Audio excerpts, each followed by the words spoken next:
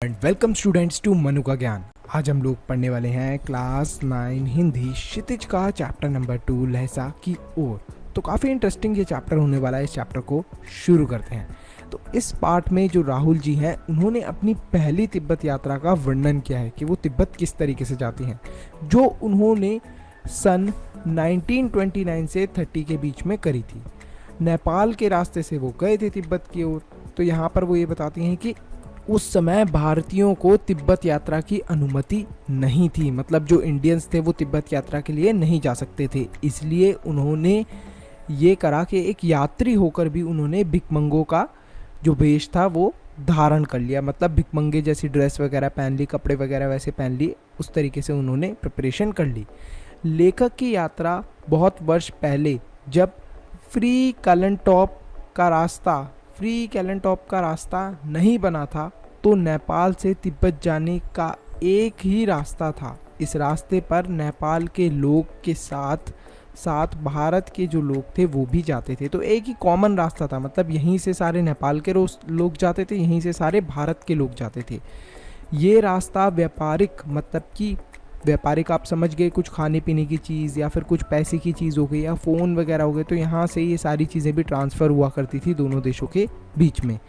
सैनिक रास्ता भी था ये साथ में, तो सेनाएं भी यहाँ से एक जगह से दूसरी जगह जाने में सेनाओं को भी हेल्प मिलती थी। इसलिए इसे लेखक ने मुख्य रास्ता बताया है, और इसी वजह से लेखक ने इसे मुख्य रास्ता बताया था। तिब्बत में जाति पाति छूत अछूत का सवाल नहीं उठता, तो मतलब आपकी क्या कास्ट है ये फ़र्क नहीं पड़ता, ना ही छूत अछूत का सवाल उठता है तिब्बत में। और वहाँ की औरतें पर्दा भी नहीं करती। जैसे आपने देखा होगा कि जनरली जो हमारे नॉर्थ इंडिया की औरतें हैं, ये वुमेंस ज़्यादातर इन्हें पर्दा वगैरह करना पड़ता है, लेकिन वहाँ पर ऐसा नहीं करना पड़ता। चोरी की आशंका के कारण जितने भी भिकमंगे हैं उन्हें कोई भी अपने घर में घुसने नहीं देता।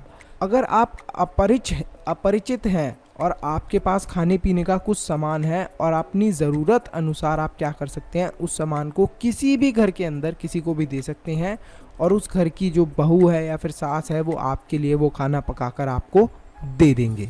पर्यटक चीनी किले से जब वे चले तो एक व्यक्ति को 2 चिट रहदारी देकर थोंडला के पहले के आखिरी गांव में पहुंच गए। यहाँ सुमित मंगोल भिक्ष राहुल का दोस्त, पहचान तथा भिखारी होने के कारण रहने को अच्छी जगह मिली, मतलब इन्हें रहने के लिए थोड़ी अच्छी जगह सी मिल गई थी भिखारी होने के कारण।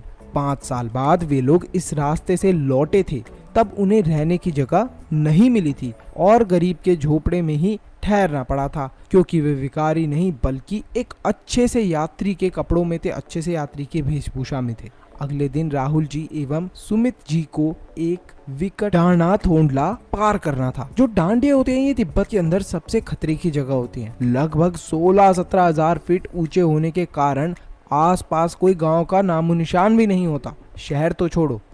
डाकुओं के छिपने की जगह तथा सरकार की नरमी के कारण यहाँ अक्सर खून हो जाते हैं। तो यहाँ पर क्या है, यहाँ पर जो सरकार है वो भी थोड़ा यहाँ पर स्ट्रिक्टनेस नहीं रख पाती, तो यहाँ पर क्या हो जाते हैं, ज़्यादातर लोगों का मर्डर हो जाता है, खून हो जाते हैं, क्योंकि वे लोग भिखारी के वेश में थे। तो यहाँ पर क्या था, इन लोगों ने भिखारियों के कपड़े पहने हुए थे, इसलिए इनको कोई भी डाकू नहीं पकड़ने वाला था, ना ही इनका मर्डर करने वाला था। इसलिए हत्या की जो थी परवाह उन्हें नहीं थी, परंतु ऊंचाई का डर अभी भी उनके दिल में था। दूसरे दिन उन्होंने डांडे की चढ़ाई घोड़े से की, जिसमें उन्हें दक्षिणी पूर्व और बिना बर्फ और हरियाली के नंगे पहाड़ दिखे। अब नंगे पहाड़ से मतलब ये होता है कि जिन पहाड़ों पे बर्फ नहीं थी, तो उन्हें काफी सुंदर लग रहे थे वो पहाड़ देखने में। उत्तर की ओर पहाड़ों पे कुछ बर्फ दिखाई दी उन्हें। उतरते समय लेखक का घोड़ा थोड़ा पीछे चलने लगा और वे बाई की और 1.5 मील आगे चले गए। तो बाई की ओर, वो मतलब बाई साइड जो थी ना, उधर 1.5 मील और आगे चले गए। बाद में पूछकर पता चला कि जो लंकोर है वहां का रास्ता दाहिनी के तरफ था, जिससे लेखक को देर हो गई तथा उन्हें बहुत जोर से गुस्सा भी आया। वो नाराज हो गए, लेकिन कुछ ही देर में उनका गुस्सा शांत भी हो गया। वे लंकोर में एक अच्छी जगह पर ठहरे। वे अब टिडरी के मैदानों में थे। जो कि पहाड़ों से घिरा टापू था। सामने एक छोटी सी पहाड़ी दिखाई पड़ती है जिसका नाम टिर्री समाधिगिरी था। आसपास के गांव में सुमित के बहुत परिचित लोग रहा करते थे। वो उनके पास मिलने की इच्छा प्रकट करता है, परंतु लेखक उसे मना कर देते हैं और बोलते हैं कि लहासा पहुंचकर पैसे दे दूंगा मैं, चलो चलो। सुमित मान गया और उन्होंने आगे बढ़ना शुरू किया। उन्होंने सुबह चलना शुरू नहीं किया था, इसलिए उन्हें कड़ी धूप का सामना करना पड़ा और बहुत कड़ी धूप लग रही थी और गर्मी लग रही थी। वे पीठ पे अपनी चीजें लादे हुए थे और हाथ में डंडा लिए चले जा रहे थे। सुमित एक और यजमान से मिलना चाहते थे, इसलिए उन्होंने बहाना कर शेखर विहार की ओर चलने को कहा। तो उन्होंने कहा कि इस जगह पे चलो, क्योंकि सुमित को अपने किसी यजमान मतलब फ्रेंड वगैरह से मिलना होगा शायद। तिब्बत की जमीन छोटे बड़े जागीरदारों के हाथ में बटी है। इन जागीर मुझसे 1v1 करना है तो सबसे पहले स्टैंड पे आ जाओ। स्टैंड पे मैचेस सिर्फ खेलने नहीं भाई, जीतना। इन जागीरों का बड़ा हिस्सा मठों के हाथों में है।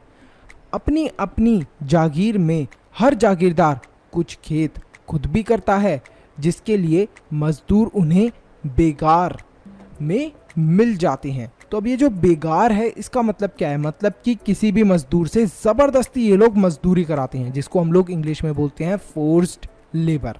लेखक शेखर की खेती के मुख्य भिक्षु जिनका नाम था नामसे से मिलते हैं, जिनका नाम नामसे था, मुख्य जो भिक्षु थे उनसे जाकर वो मिलते हैं। वहाँ एक अच्छा सा मंदिर था जिसमें बुद्ध वचन के हस्तलिखित 103 पोथियां रखी थीं। अब ये पोथियां और 103 का मतलब क्या है? हस्तलिखित का भी मतलब क्या है? तो हैंड रिटन आप एक तरीके से समझिए, हैंड रिटन जैसे बुक होती है इस टाइप से उनकी पोथियां होती हैं, वो रखी हुई थी, ठीक है, जिसे लेखक पढ़ने में लग गए। इस दौरान सुमित ने सोचा ये अच्छा टाइम है, तो सुमित बोलता है कि आसपास मेरे यजमान हैं कुछ, उनसे मैं मिलकर आ जाता हूँ। उसने लेखक से ऐसा पूछा तो लेखक ने बोला ठीक है कोई बात नहीं, तुम मिलाओ, क्योंकि दोपहर तक सुमित वापस आ जाएगा। तो सुमित दोपहर तक वापस आ भी गया। क्योंकि जो टिर्री था वो वहाँ से ज़्यादा दूर नहीं था, पास ही था, तो इस वजह से उन्हें भी लगा कि कोई नहीं, इसे जाने दो, और फिर वो टिर्री तक की यात्रा अपनी कंप्लीट करते हैं। उन्होंने अपना सामान पीठ पर उठाया और नामसे से विदा लेकर चल दिए। तो यहीं पर जो हमारा चैप्टर है ये ख़त्म होता है।